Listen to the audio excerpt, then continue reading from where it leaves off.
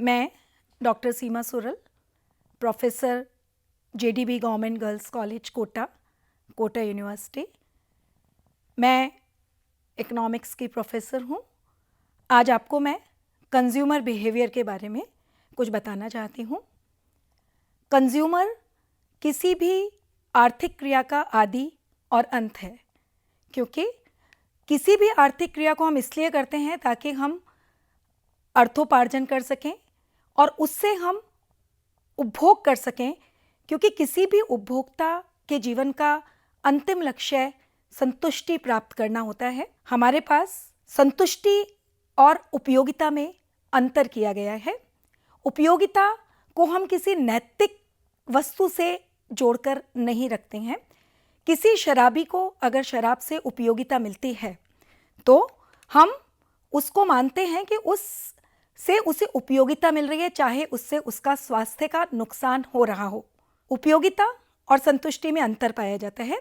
उपयोगिता हम अनुमान लगाते हैं कि अमुक वस्तु या सेवा का प्रयोग करने से हमें इतनी उपयोगिता मिल सकती है, जबकि संतुष्टि और उपयोगिता में यह अंतर है कि संतुष्टि जब हम किसी वस्तु या सेवा का उपयोग कर लेते हैं तो हमें जो अनुभव होता है उसे हम संतुष्टि कहते हैं।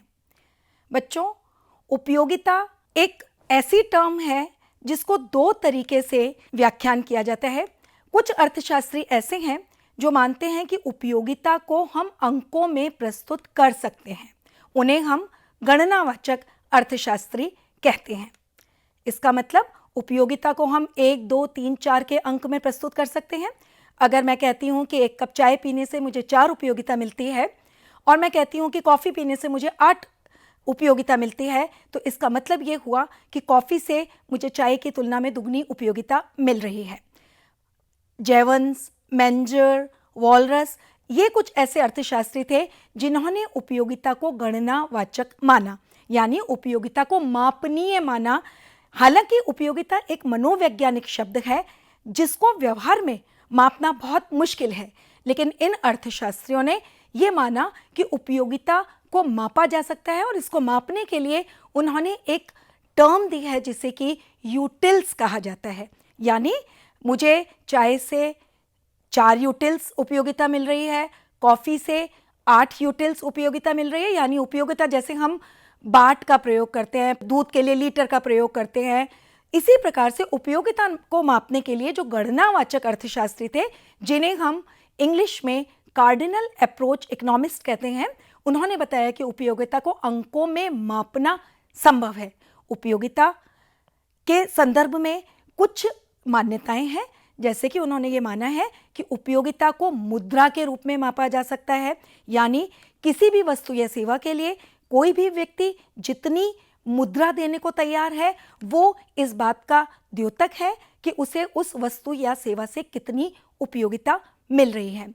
हम ये मानते हैं कि उपभोक्ता एक विवेकपूर्ण प्राणी है, और विवेकपूर्ण प्राणी होने का मतलब ये है कि उसका उद्देश्य अपने सीमित साधनों से अधिकतम संतुष्टि प्राप्त करना है।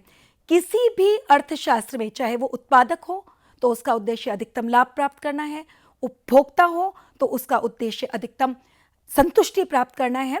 तो हम अर्थशास्त्र में मानव को आधार मानकर उसके व्यवहार का अध्ययन करते हैं। ये जो गणनावाचक अर्थशास्त्री थे, इनके आधार पर उपयोगिता के संदर्भ में 2 प्रमुख सिद्धांत निकल कर आते हैं। एक है कि उपयोगिता हासमान नियम, ये गोसेन का प्रथम नियम माना जाता है, जिसे कि 1854 में गोसेन ने दिया था। इसका मतलब यह है कि हम अन्य बातें समान रहें। अन्य बातें समान रहे के संदर्भ में एक टर्म यूज की जाती है जिसे हम कहते हैं स्कैटरस पैरिबस, यानी अन्य बातें समान रहें, उपभोक्ता की आय स्थिर रहे, उपभोक्ता की रुचि स्थिर रहे, उपभोक्ता की फैशन, उसकी आसपास का माहौल, सब कुछ स्थिर रहे। तो हम ये मानते हैं कि उपभोक्ता कोशिश जब किसी एक वस्तु का लगातार प्रयोग करता है तो हर अगली इकाई उसे पहले की तुलना में कम उपयोगिता देती है। इसे हम उपयोगिता का सीमांत हासमान नियम कहते हैं। और जब हम लगातार किसी वस्तु का प्रयोग करते हैं और उन हर इकाई से मिलने वाली उपयोगिता का योग करते हैं तो उसे हम कुल उपयोगिता कहते हैं, और हर अगली इकाई से जो हमें अतिरिक्त उपयोगिता मिलती है उसे हम सीमांत उपयोगिता कहते हैं। जब सीमांत उपयोगिता घटती है लेकिन धनात्मक होती है तब कुल उपयोगिता बढ़ती है। जब कुल उपयोगिता स्थिर होती है, सीमांत उपयोगिता पुरानी इकाई के बराबर होती है। कुल उपयोगिता अधिकतम होती है, सीमांत उपयोगिता शून्य होती है। जब कुल उपयोगिता गिरने लगती है, सीमांत उपयोगिता ऋणात्मक हो जाती है, यानी जो क्षैतिज अक्ष है उसके नीचे वो वाला ग्राफ चला जाता है। तो ये रिलेशन है कुल उपयोगिता और सीमांत उपयोगिता के संदर्भ में। उपयोगिता के संदर्भ में जो दूसरी धारणा बच्चों हमारे सामने आई वो थी ऑर्डिनल अप्रोच। ऑर्डिनल अप्रोच का मतलब हिक्स, एलन, एजवर्थ, पेरेटो, आगे चलकर सैमुअल्सन, इन अर्थशास्त्रियों ने यह माना कि उपयोगिता को हम कतई अंकों में नहीं माप सकते, क्योंकि उपयोगिता तो एक मनोवैज्ञानिक धारणा है। मैं ये बता सकती हूँ कि मुझे इस वस्तु की तुलना में इस वस्तु से मुझे ज़्यादा उपयोगिता मिल रही है। हाँ, मैं अपनी प्राथमिकता बता सकती हूँ कि अगर मेरे सम्मुख ये दोनों वस्तुएं प्रस्तुत की गई तो मुझे इस वस्तु की तुलना में इससे मुझे ज़्यादा उपयोगिता मिलेगी, लेकिन कितनी उपयोगिता इससे मिलेगी, कितनी इससे मिलेगी, इसकी तुलना में इससे कितनी ज़्यादा मिलेगी, मैं ये नहीं बता सकती। मैं सिर्फ अपने सम्मुख रखी हुई वस्तुओं की प्राथमिकता निर्धारित कर सकती हूँ कि अगर मेरे पास एक बंडल रखा हो जिसमें तरह तरह की सेवाएं और वस्तुएं हों, तो मुझे कौन सी वस्तु प्रथम बारी में चाहिए, दूसरी वस्तु कौन सी चाहिए, अगर मुझे क्रम में लगाना हो मैं क्रम बता सकती हूँ। तो जो ऑर्डिनल अप्रोच यानी क्रमवाचक जो अर्थशास्त्र है, विश्लेषण है, वो ये बताता है कि उपयोगिता एक मनोवैज्ञानिक धारणा है। मैं प्राथमिकताएं बता सकती हूँ, लेकिन किसकी तुलना में किससे कितनी उपयोगिता मिलेगी मैं ये नहीं बता सकती। और ऑर्डिनल अप्रोच वालों ने जो सीमांत उपयोगिता विश्लेषण को अपना आधार बनाया, उन्होंने दो प्रकार की विचारधाराएं दी थी, दो प्रकार के सिद्धांत दिए थे उपभोक्ता के संतुष्टि के मार्ग में सहायता करने के लिए। पहला तो सीमांत उपयोगिता ह्रासमान नियम, जिसे कि हम गॉसेन का प्रथम नियम कहते हैं, और दूसरा गॉसेन का द्वितीय नियम, जिसे कि हम सम सीमांत उपयोगिता नियम कहते हैं। सम सीमांत उपयोगिता नियम गणनावाचक अर्थशास्त्र के माध्यम से उपभोक्ता को अधिकतम संतुष्टि का मार्ग बताता है।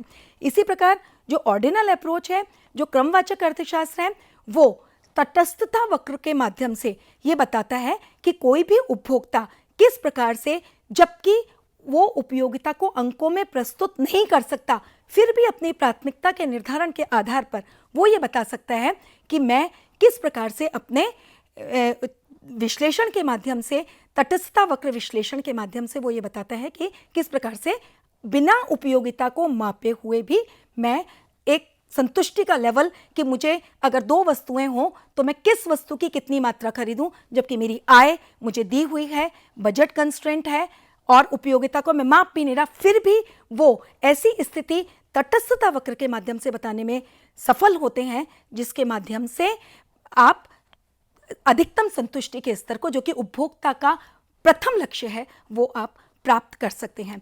तो बच्चों, हमने इसमें ये देखा कि उपयोगिता के संदर्भ में दो प्रमुख धारणाएं हैं, गणनावाचक और क्रमवाचक।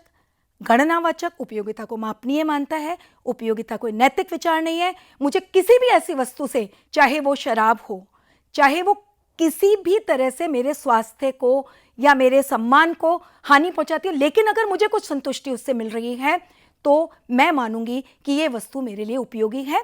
दूसरा विश्लेषण ऑर्डिनल विश्लेषण यानी क्रमवाचक विश्लेषण, जो उपयोगिता को मापनीय नहीं मानते हुए भी ये बताता है कि हम दिए हुए बजट कंस्ट्रेंट, दी हुई आय के माध्यम से दो वस्तुओं के ऐसे संयोग प्राप्त कर सकते हैं जिसके माध्यम से, जिन पर ही उपभोक्ता को अधिकतम संतुष्टि होगी दिए हुए बजट और दोनों वस्तुओं के संयोग के माध्यम से। तो इस प्रकार हमने इस चैप्टर में ऑर्डिनल और कॉर्डिनल यानी गणनावाचक और क्रमवाचक विश्लेषण पर गौर किया।